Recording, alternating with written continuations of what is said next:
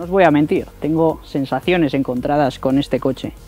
Por un lado, porque es el nacimiento de toda la saga de los M3, es el gran precursor de esa historia bien marcadita, pero por otro lado, está tan inflado el mercado de estos coches que sin duda me atrevería a decir que es uno de los culpables de que el mercado de los M's esté infladísimo y el mercado de los coches en general también.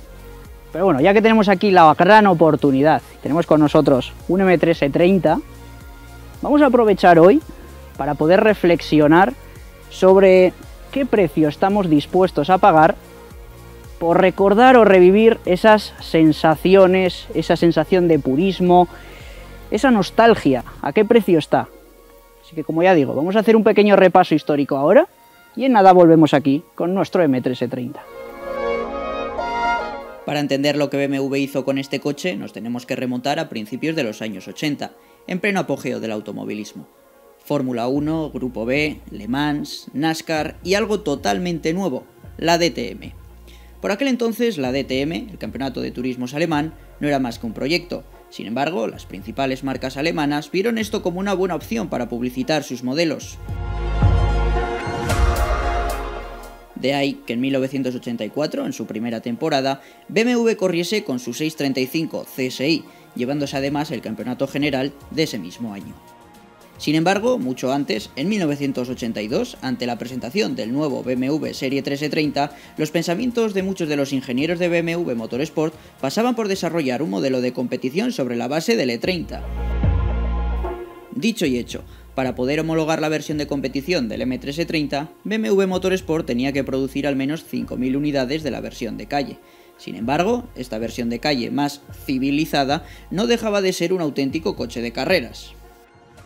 La producción del M3 E30 se llevó a cabo en la planta de Milbertshofen, donde el chasis se fabricaba por un equipo especializado en una línea paralela a la del resto de E30s. De ahí que en 1986 naciese el M3 E30 y en 1991, cuando BMW finalizó su producción, se hubiesen fabricado casi 18.000 unidades, un auténtico éxito, y por supuesto supuso el nacimiento de un legado histórico.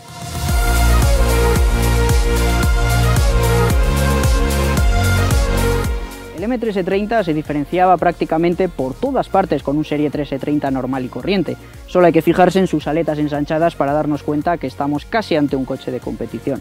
Por supuesto vemos un frontal mucho más aerodinámico, en este caso vemos la parte baja de la versión Cecotto.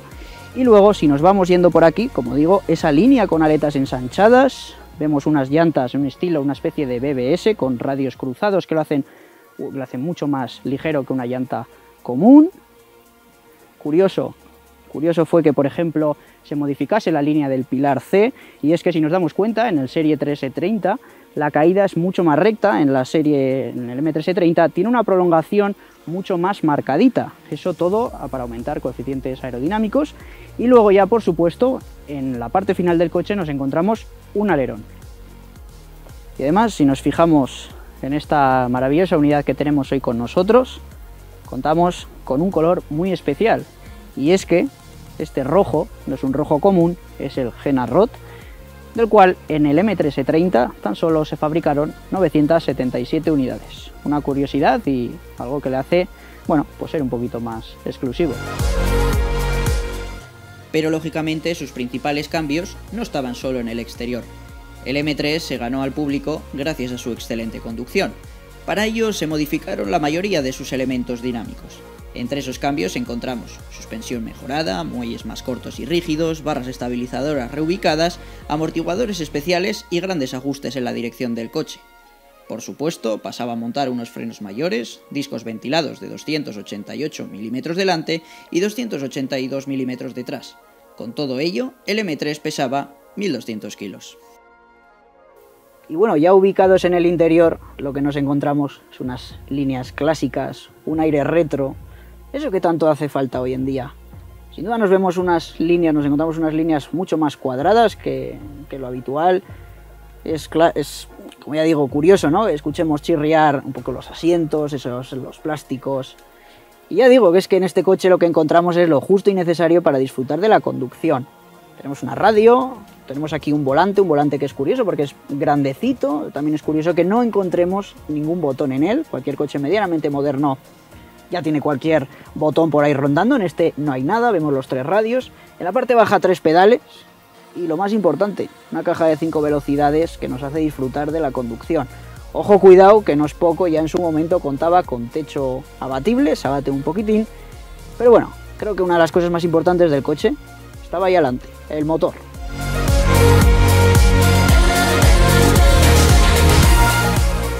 Y bueno, levantamos el capó y desvelamos aquí otra joya de la corona. En este caso hablamos de este motor, el famoso S14, que bueno, como ya hemos visto en el apartado histórico, el M3E30 contó con diferentes versiones a lo largo de sus 6 años de producción. Sin embargo, esta es como es una de las primeras versiones del M3E30. Bueno, pues contamos, como ya digo, con ese motor S14, un motor de 4 cilindros en línea de 2,3 litros, 16 válvulas, y que en esta versión, sin catalizar, desarrollaba 200 caballos de potencia.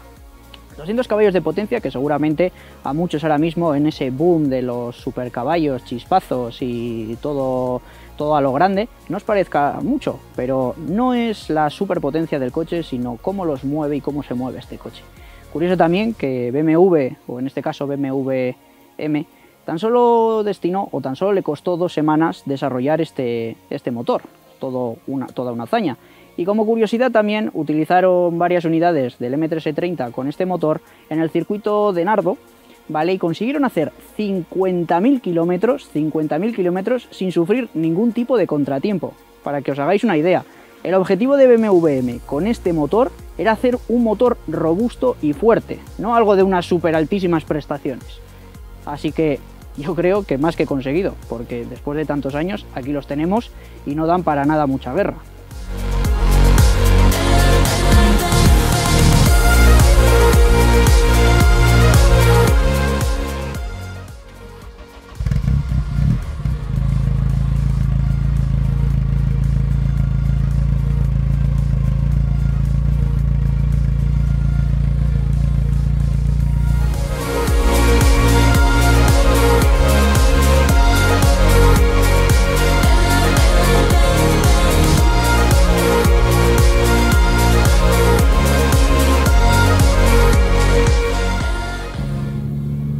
Bueno, pues primeros momentos de conducción con el E30.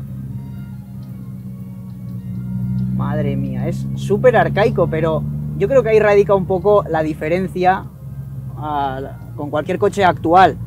Y es que ahí está el secreto, efectivamente.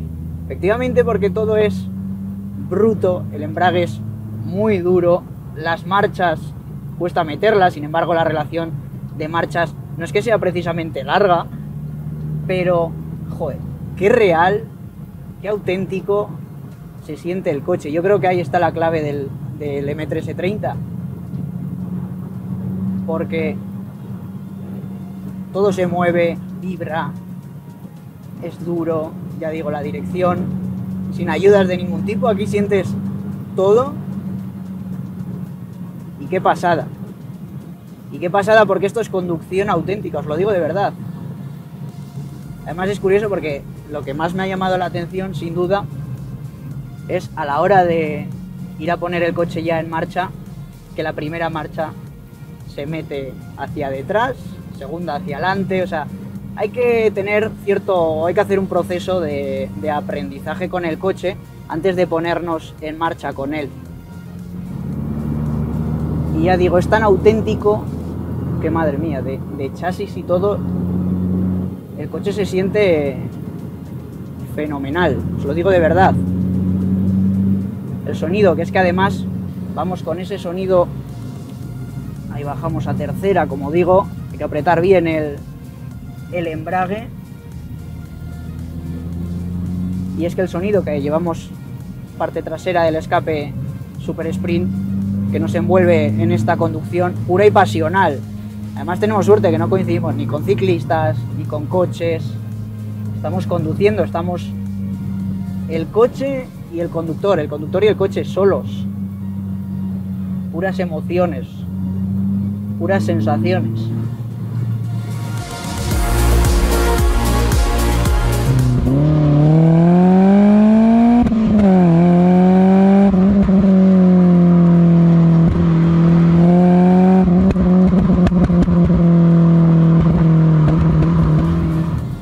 los pedales están muy juntitos, el freno y el acelerador, para hacer un punta tacón muy interesante.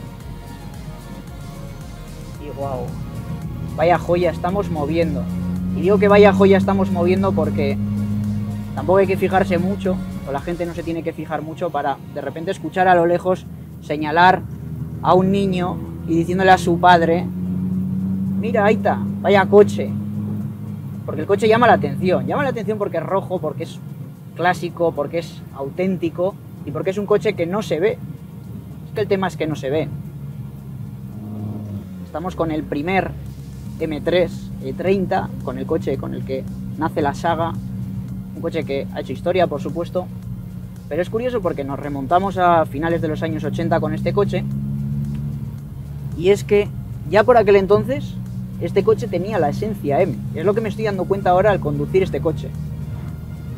Yo he probado, creo que sabidos por todos vosotros, si no podéis echar un vistazo en el canal, un montonazo de M's, y aunque la forma haya cambiado, yo os diría que la esencia ya la tenía este coche, y lógicamente hace muy buen honor a esa posibilidad o a esa opción que le dieron de cargar con las letras M3 y dar esa oportunidad a este coche de darle el nacimiento que tuvo por aquel entonces.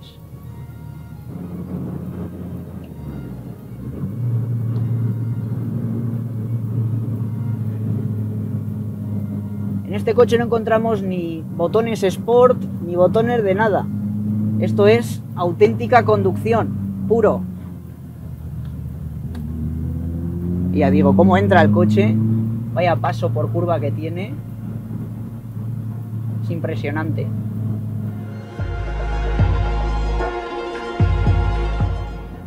En esta unidad, por ejemplo, no cuenta con suspensión adaptativa. Un par de años más tarde empezaron ya a incluirlo en el M3 E30, y sin embargo la suspensión es que está muy bien ajustada.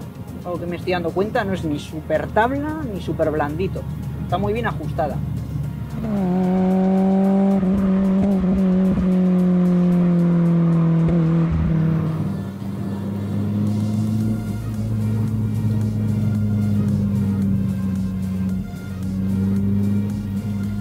Me sorprende lo bien que va el coche, cómo entra de chasis, es que es una pasada, auténticas sensaciones, os lo digo de verdad. Estamos enlazando curvas y es que el coche sigue entrando. Hay que llevarlo alto de vueltas. Si no conoces bien el coche da incluso algo de miedo.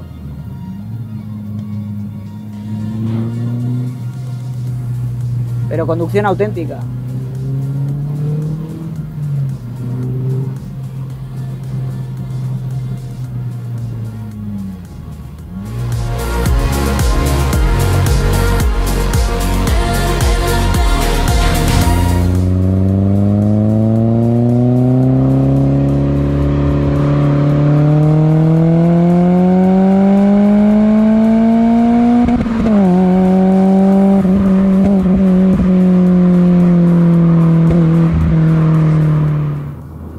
Bueno, llegados a este punto, toca reflexionar sobre eso que comentábamos al principio del vídeo, sobre si realmente qué precio estamos dispuestos a pagar por esa nostalgia, por esas sensaciones puras que nos ofrecen estos coches. ¿Estaríais dispuestos a pagar vosotros el precio que rondan estos coches? Creo que es algo más que personal y una decisión, pues eso, que recae sobre cada uno. Sin embargo, os voy a contar una curiosidad, y es que hace no mucho encontré un recorte de revista del año 2000, 2001 más o menos, una revista de coches que tenía por ahí mi padre, y es curioso porque en el 2001 salía anunciado un M3 E30 como este. Y ojo, porque el precio de este coche en ese año era de 6.500 euros. Vale, pues para haceros con un coche de estos a día de hoy, tenéis que añadirle un cero más a la derecha, literalmente. Y ahí está un poco para que veáis la evolución que ha tenido este coche. En el precio, ¿qué va incluido? Un montón de hierro, pocos lujos, pero unas sensaciones únicas que solo te dan coches como estos. Su propia competencia, el Mercedes, el 190E, también son coches espartanos, brutos, duros, sobre todo diferentes, y la diferencia se paga, señores. Así que nada, con esta pequeña conclusión de este magnífico coche, este M3E30, nos vamos a despedir. Yo voy a aprovechar disfrutando un poco de la conducción y nos vemos en el próximo vídeo a ver qué nos depara, si habrá más M's o cambiaremos de marca, que creo que toca. Nos centramos solo en los M's, no creo que parezca muy friki, me taparé un poco la camiseta. Y lo dicho, nos vemos en el próximo vídeo. Gracias por estar ahí. Nos vemos. Adiós.